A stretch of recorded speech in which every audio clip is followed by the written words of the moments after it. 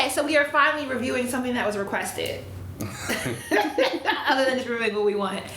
So, hi guys, this is Josie and this is Dammit Wesley. And we are reviewing bad horror films. Is this a horror film? This would fall into the category of psychological thriller, but it's still a horror. Okay, so you guys requested The Perfection on Netflix. Yo, real talk, listen. I told her to watch this movie like 2 weeks before I even saw y'all requesting this shit. Josie don't never want to listen to me because I know it's terrible. And she just refuses to go along with watching all this awful shit. I was on the phone with my homegirl last night and I could not. It wasn't hitting. Who was the first black woman to do that? Like, linguistically, like, what's the origin of it? I don't know. People keep trying to deduce this to B. Simone and Cardi B, and I'd be like, y'all. No. Wait, what? Because people say I'm talking like B. Simone and I'm talking like Cardi. How old are these children? Bored. Wow, okay, yeah.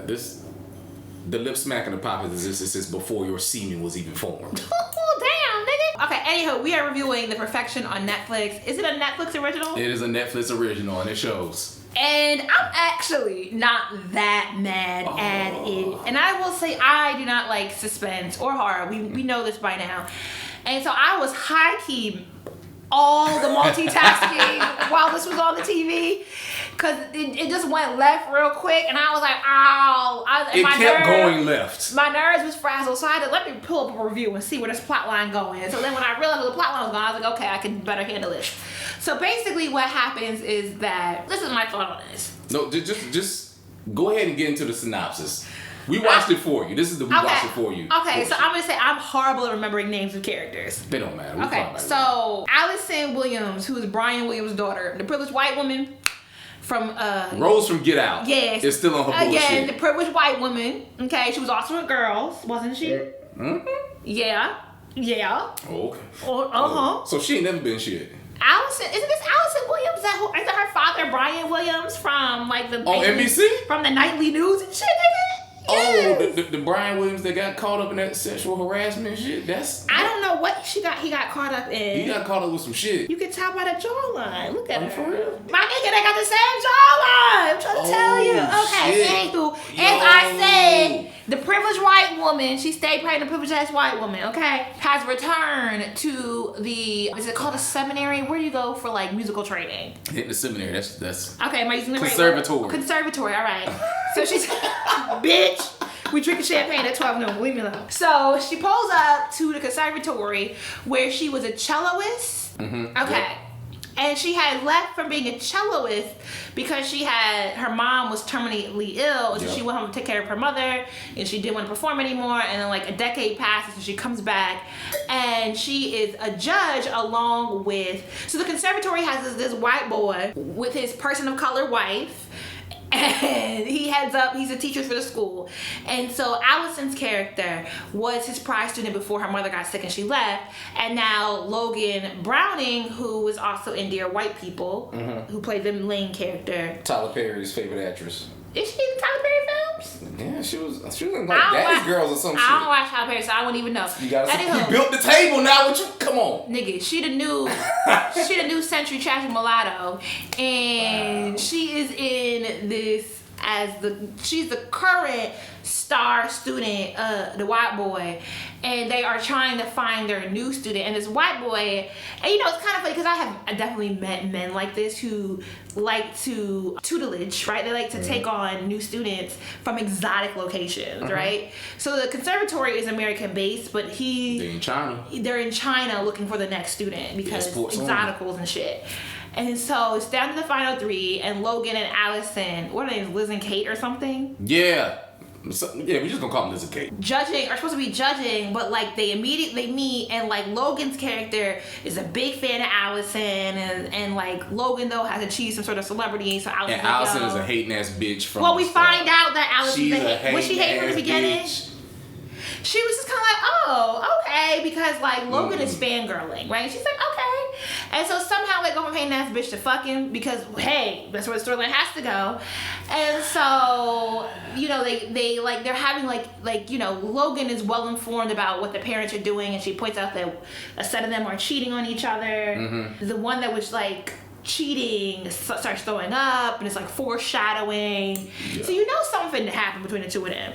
And they go to the club, they get really drunk, and then they fuck, you know, because they sure. Pop some pills or some shit. And then the next morning, Logan wakes up with a hangover and takes some of Allison's ibuprofen. And then they decide to get on a bus, hungover, and go on a bus in China through rural China. And I believe they're in Shanghai, and then they're going to rural China. Now, as a person who has been to China, let me just say, culturally, China has a very strong culture, and I would probably say China is one of my least favorite trips thus far. This is a real American ass, okay? This is some real whack shit on my part, but culturally I couldn't get with it. And I love culture, but I'm not at all saying Chinese. They're not.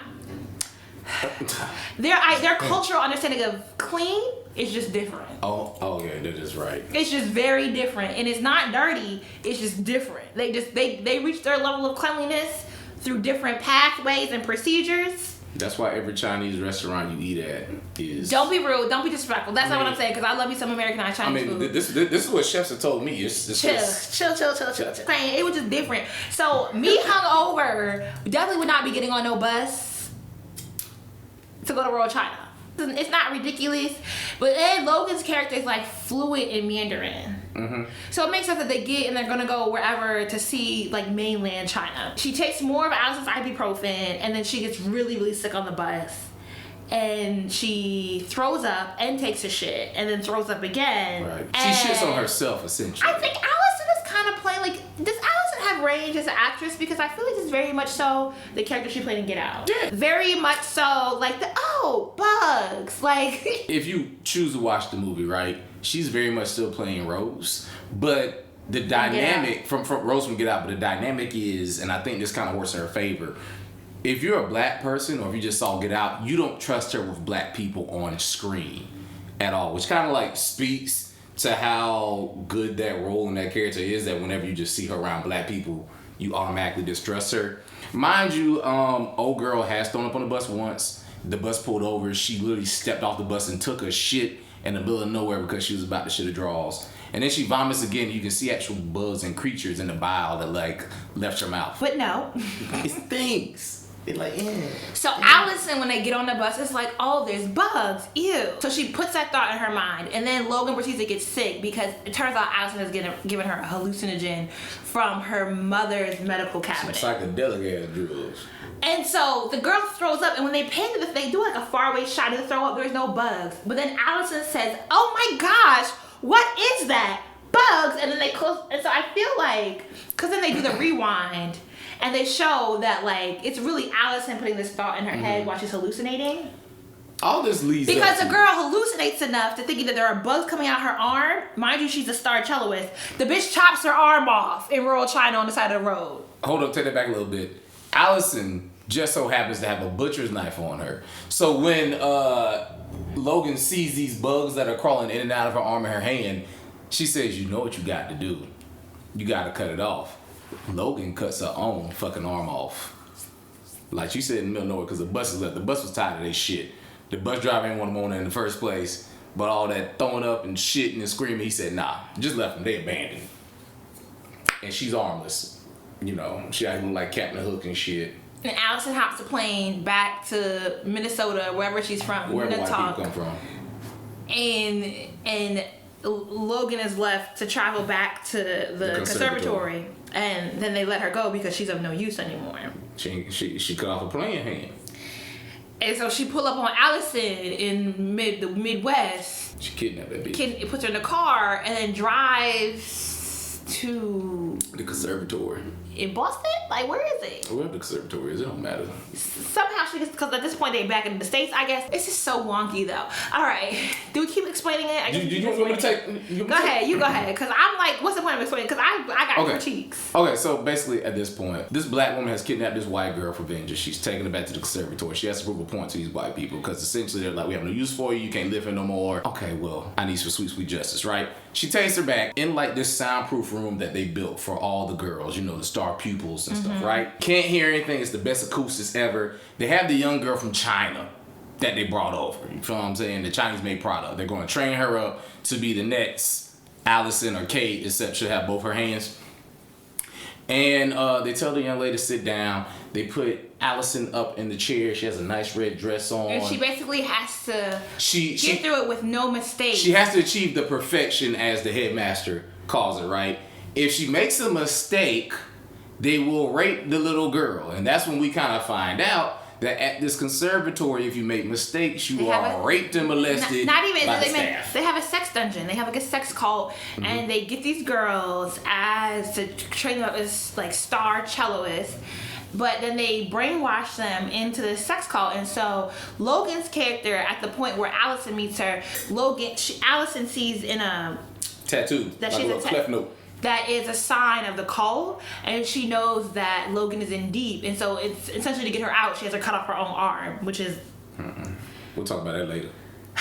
We'll talk about that later. To convince her of how wrong the sex cult is and to wake her up from the control that the head of the school program has over her, Allison's character has to play perfectly in order to keep this little girl out of being pushed into the cult. But then it turns out that Allison and Logan, when Logan pulled up to Allison's house out of nowhere, they were able to come to some agreements that they were going to flip on old boy and set him up. And so this is all of a setup, because Allison does mess up. And they act like Logan's about to rape her, but it turns out Logan actually... Hold up, wait a minute. Logan's about to rape her with a stump. Oh, yeah. That's the... So she makes a mistake. He calls out his goons. They spread her legs open, and then Logan pulls up. She takes the cotton off the wrist. She's like, I want first. And she's getting ready to jam the whole nub up in there. And at this point, like, what the fuck am I watching? What the fuck is this shit Netflix on wild? And then the guys, the old white men about to rape her after, run this train on the bitch. They all start throwing up. It turns out they were poisoned, and then Logan cuts Allison free, and then they have a fight with old white boy that owns the conservatory, and in the process of the fight, he ends up cutting off Allison's arm. Cutting through Allison's arm specifically. Okay. Yeah. But then Allison and Logan win the fight, and in the end, we see him with no limbs. No arms, no legs, no eyes. His mouth is sewn shut. He can only hear. And they stand over each other, big spoon, little spoon style, playing the cello together. They're both amputees, so they achieve the perfection together as a loving couple, right? My problem with the movie is, I don't hate a lot of horror movies, but my issue is, this is white saviorism gone fucking wrong. Right? Saviorism? Doesn't Logan save the day? The movie does this rewind shit, right? So they play out all the suspense, and when it comes to a head, they take it back and reveal why all the suspense is happening. So wait. Is it a head though? Because I feel like I don't hate the movie, right? My issue is that like I wish they held on to the suspense longer. They do the rewinds after each like thing we've said. So they get on the bus. Each act. Yeah, they get on the bus. Logan gets sick, throws up, takes a shit, gets kicked off. Rewind. Then what happened next? She gets back and Logan kidnaps the white girl. Before she even gets on the, because they rewind before she even takes a shit. They rewind to let you know that Allison's ibuprofen is spiked. So she gets on the bus, gets sick, throws up, rewind, takes a shit, gets kicked off, chops her arm off, rewind. It's like that quickly where you're let know that something. Like you know from the beginning something isn't making sense, something is up. Right. But they let you they reveal the secret, they reveal the suspense right away. Yeah, the trailer, so it's like even the way they cut the trailer in the movie makes you think it's like an outbreak thing, like it's some kind of disease you get in China and you're gonna throw up and you're seeing buzz and all that, but it's not that at all. My issue is specifically, right? You do not have to injure or maim somebody who has gone through torture or has been raped or sexually assaulted to get them to realize that they are being brainwashed into being sexually assaulted. Until the end of the movie, Logan not only is the hero, but she's also the victim, and she's having to take care of this white bitch, but the white bitch is still playing the savior role throughout the entirety of it, right? Because the white woman still gets, the white bitch still gets what she wants at the end of the fucking movie. I thought the cutting off of the arm was unnecessary, but if I'm going with the belief that all horror films are fantastical. It was, I wanted, I still have trauma from Get Out. Jordan Peele just made me dislike that white bitch so much. So throughout the entirety of the film, I kept screaming, "You raggedy bitch! You raggedy! You left her, you raggedy bitch!" And when the old girl showed to that skin, I was like, "You better fuck her ass up, that raggedy bitch!" Oh no! What? You in a raggedy bitch shit? That's all I'm saying. I'm just saying, like, that's how I felt, because I'm real sensitive when it comes to like black women. So black women have a pretty good track record as of like the 2000s of surviving horror movies and shit. Except for in Child's Play. Except for in Child's Play, but for the most part, if you have a black woman as a protagonist, she's almost unkillable, right? The cardinal rule is the black woman has to survive. The fact that she cut that girl's hand off in the attempt to save her, and even when she was trying to save her at the end, the black girl was able to subdue the fucking headmaster with one arm and a lampshade. You're useless. Useless. Because she does get chopped down pretty early. Yeah, like the white girl. So, you got both of your arms. Yeah, it's like so the white girl got both her hands and stuff, right? And all the headmaster grabs a knife and stabs at her. And he like catches her in the fucking hand and just drags the shit down to her elbow. And I'm like, okay, bitch. So you mean to tell me, old girl, old one-handed McGee out here is whooping this nigga's ass, and you can't do nothing with both? You could pinch the bitch or something, right? Like, had that been Logan and Diamond from the Players Club, it would have been no contest, right? But no, useless. Useless. Also, furthermore, plot-wise, the white girl could have gone back to the conservatory and murdered all them niggas herself. She could have just poisoned all them niggas, right? Because she's really adept at poisoning people. Yeah, that is, but like, you've always been the case that like, it's fantastical, horror movies are bad, yada, yada, yada. And if she had gone to the conservatory and poisoned everyone, the movie would have been over. The movie would have been over, but I think it could have played out in interesting ways where, like, Logan as a protagonist was trying to figure out why this white woman hated her and everybody at the conservatory so much, and why everybody was dying off one by one. It would have been dope if it was just a situation where Logan was under the impression that this white woman hated her so much that she was trying to kill off everybody at the conservatory, and at the end of the movie, when she has slowly and painfully murdered off all these people, and Logan figures out she's a sole survivor, it'll be like, oh no, I was trying to save you. I know what they did. I got the mark too. I'll be like, oh, okay. This is the white savior done right. I feel like what happens with Netflix is like, ooh, bitch, I got a budget. I think what happens with Netflix is they say, okay, so we gotta do some marketing, but we ain't got no marketing budget, so let's do some shit that black people are gonna meme and talk about on Twitter until the cows come home. But has anyone really been talking about The Perfection? I don't feel like it's been... When it first came out, yeah. My sister told me to watch it, and I hopped on Twitter, and it was like #1 hashtag The Perfection, and it's just niggas, and it's like, the fuck is this shit, Netflix? And so at that point, I was like, well, let me go ahead and get involved. This is a Bird Box situation. It wasn't a Bird Box situation. It was better than Bird Box. I mean, it was better than Bird Box, but I couldn't make light of this because what the fuck, Netflix? Wow, I did not have my social justice cap on correctly. You have schooled me. Listen, white people emulate what they see on TV. I think I was so set on it being ridiculous that I didn't give much thought to the character dynamics, because I was just like, all right, well, I already know how the plot line's gonna go. But I feel like the movie is aware of its ridiculousness, which is why maybe it works a little bit more. I mean, the movie is aware, but at the same time, it has a social message, right? It's dealing with a very serious social message that's about like white men of authority, and the issue we have is going on with like Me Too and rape and sexual molestation and those power dynamics, which when done correctly can be effective. But I just don't like the fact that within this version of a Me Too story, a white woman tries to take the role of savior, literally chops down a black woman. The black woman has to save a raggedy ass in the end, and then the white woman still comes out with what she wanted to begin with. Meanwhile, the black lady has to rely on her to get her fucking money. No! It was wonky. No. My pro-blackness came out. Usually I don't give a fuck about horror movies because we won't be in those situations in the first place, but we were in the situation. And it was literally everything revolved around this black woman's trauma that was inflicted by our protagonist. Now I gotta redeem myself and do a review of Handmaid's Tale, which is the white privilege of all white men. You watch that? I can't, like, I watch. It's a lot. If you don't like it's a lot. This is a white bitch and all the niggas killed.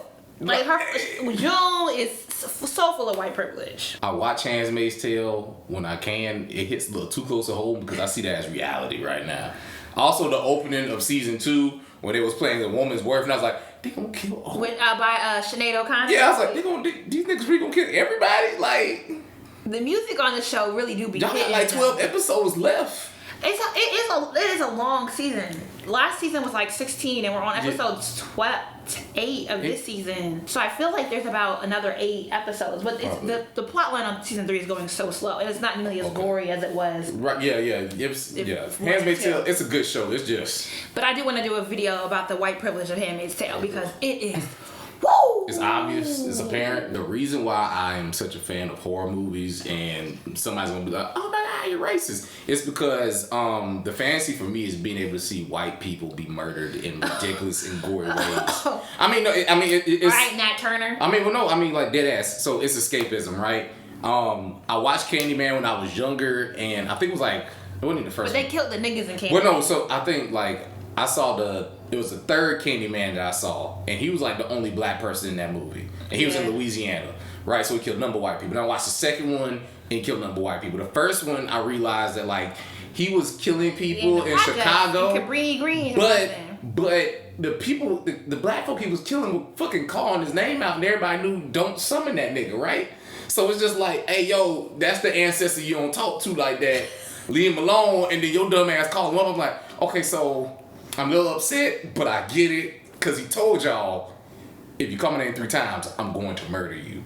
Just like your mom be like, if you wake me up, I'm going to kill you, and then you wake her up, and then you surprised you get your ass beat. I could rationalize that, but all the slasher films of the 80s, like the Scream movies, minus the second one where they killed off Jada Pinkett and Malik, I haven't seen none of I don't watch like all that hard shit in the 90s. I skipped. You skipped it all, but that's escapism for me. I can cut on any bad horror movie, and I know for a fact that all the white people are gonna die. When you got to the 2000s after LL Cool J survived Deep Blue Sea, it was good for us.